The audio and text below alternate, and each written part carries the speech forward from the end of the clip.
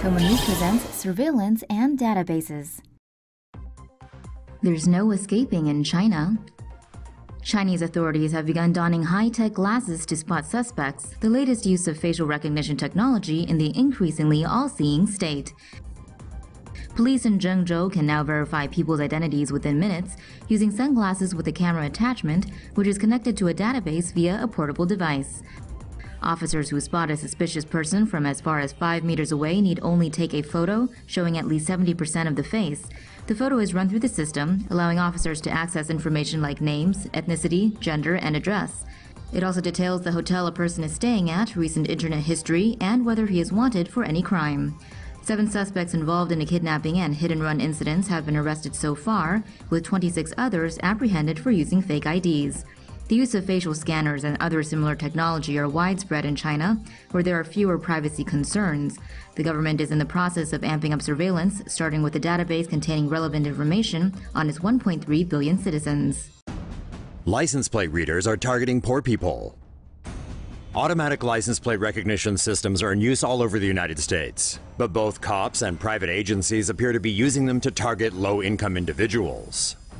License plate readers mounted on police cars scan the plates of every vehicle that passes and notify the officer if the plate is suspect. Police also have access to a database containing billions of privately gathered license plate scans, which they can cross-reference with their own database of outstanding warrants.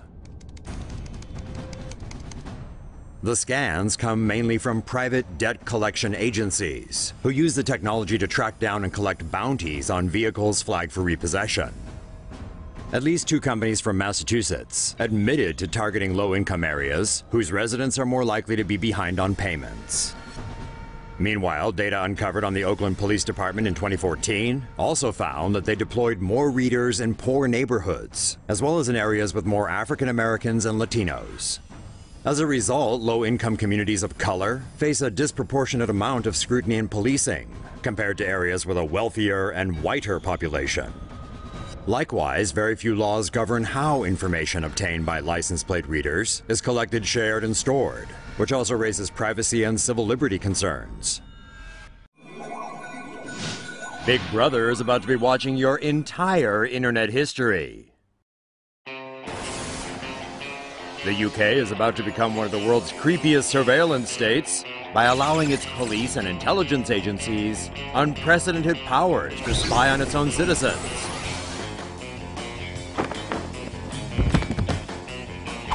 To a degree even the Chinese would find impressive, with the Investigatory Powers Bill. The bill will legalize the UK's global surveillance program,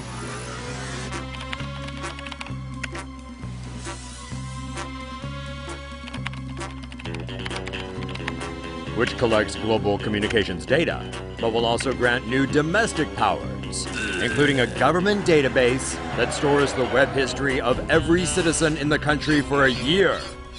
What? Internet providers will need to keep a full list of internet connection records and cough them up if Big Brother comes knocking. UK snoops will have the green light to hack individuals, internet infrastructure, and even whole towns under the new bill.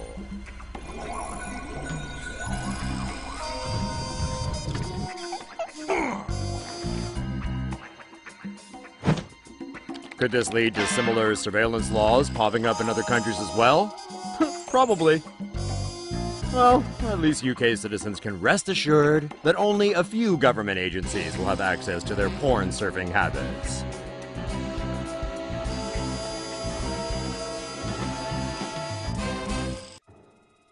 China is watching. The world's most populous country is building its surveillance network and could soon be keeping a close eye on each and every one of their 1.3 billion citizens.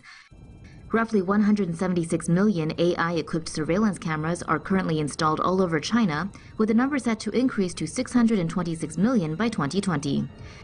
Citizens' ID profiles, social media photos, and other personal details are being filed in a database and connected to security cameras nationwide.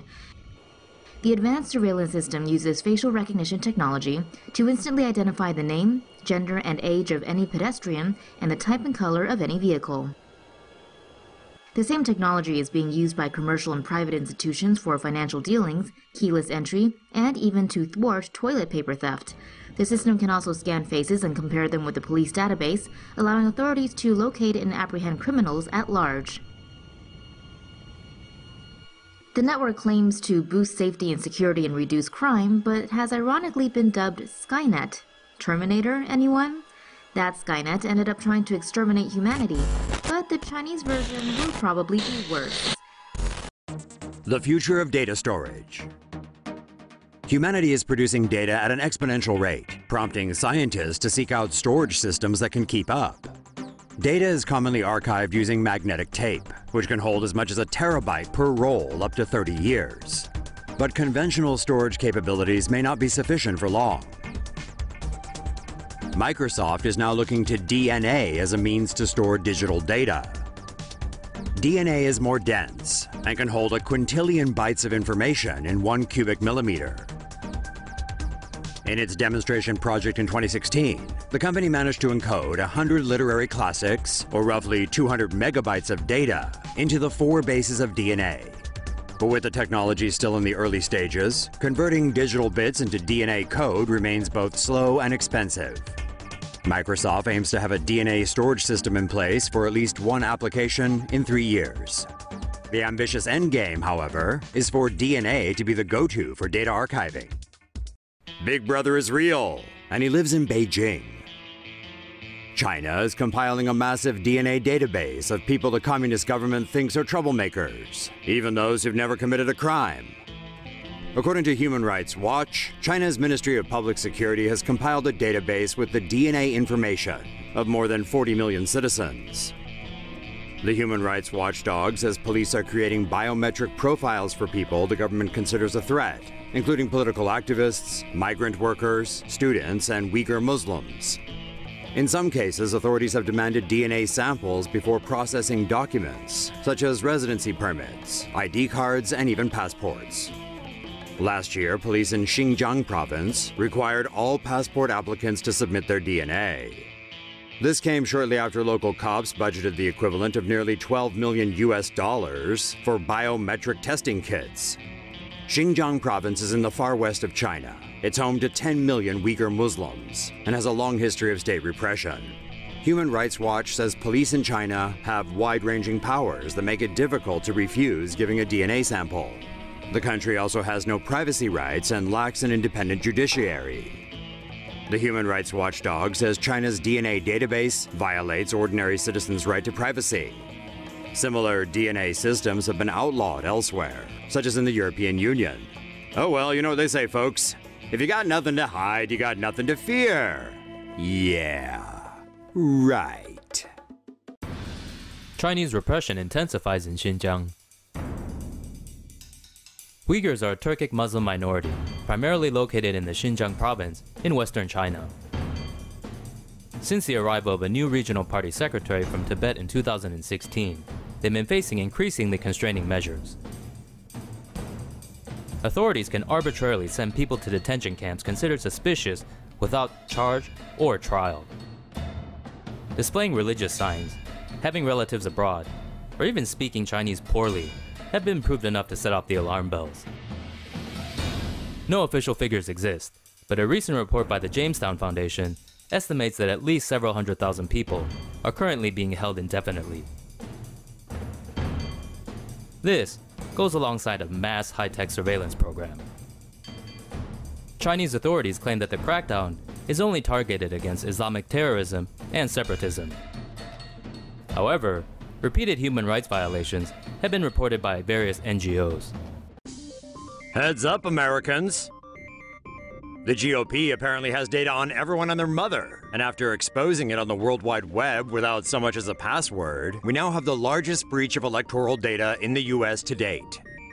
During a routine scan of cloud systems, a cyber risk analyst discovered an unsecured database containing personal information on 198 million American voters. In some cases, the data specified people's ethnicities, religious and political views, and even predictions on where they stand on certain social issues. Republican data firm Deep-Root Analytics and 2 other contractors had compiled 25 terabytes of data and stored it on an Amazon cloud server. 1.1 terabytes of that data was not password protected and therefore could be downloaded by any member of the public. The database was exposed on the open web for more than 10 days before the firm was notified. It has since been secured. The leak presents major security and privacy concerns about how firms handle large amounts of personal data. Deep-Root Analytics claims the database was exposed after the company updated its security settings. They don't believe the information was accessed by any malicious parties, but is investigating the incident nonetheless. Minority Report is now a reality in China. China is using big data to target ethnic minorities in Xinjiang, detaining them on the basis that they may someday threaten the government. Beijing has been using surveillance cameras with facial recognition technology, Wi-Fi sniffers, and police checkpoints to monitor the country's Uyghur population. Data from these sources, as well as existing health, banking, and other records, feeds into the Integrated Joint Operations Platform, a system that uses predictive policing to flag down potential threats. Authorities personally visit flagged individuals to gather more information, but can take into custody anyone deemed suspicious, whether or not they've committed a crime. Most detainees are sent to political education centers where they are reportedly indoctrinated in Chinese socialist ideology. Reports estimate that roughly 120,000 people are being held indefinitely without charge or trial inside the camps.